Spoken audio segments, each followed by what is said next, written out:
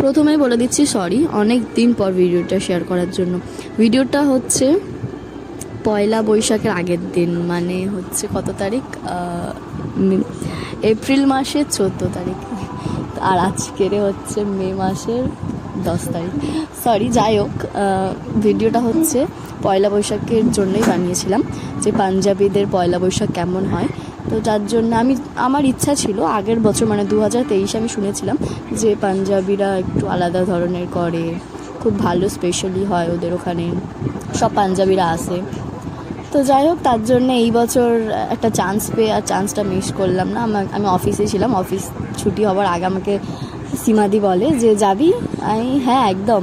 তো শরীরটা খারাপ ছিল, তাও চলে গেছি, আমার 2 দিন ছাড়াই শরীর খারাপ।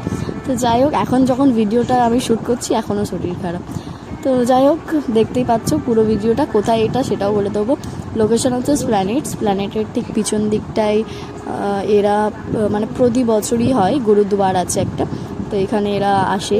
আর এত ভালো সেবা, মানে দারুণ। ওরা আমাদের পায়ের জুতো নিজের হাতে, মানে আমরা নর্মালি আমাদের বলবো না যে বাঙালিরা এরাম ওরাম সেরাম কিছু না, মানে ভালো, কিন্তু এদেরটা একটু বেশি স্পেশালি কেরাম। আমার খুব ভালো লাগলো যে পুরো হাতে, মানে খালি হাতে জুতোটা পুরো নিল আর নিয়ে রেখে দিল, তারপর দেওয়ার সময় সেই একইভাবে দিল, আর খাবারও এরা খুব ভালোভাবেই দিয়েছে। যাই হোক, খুব ভালোই লেগেছিলো।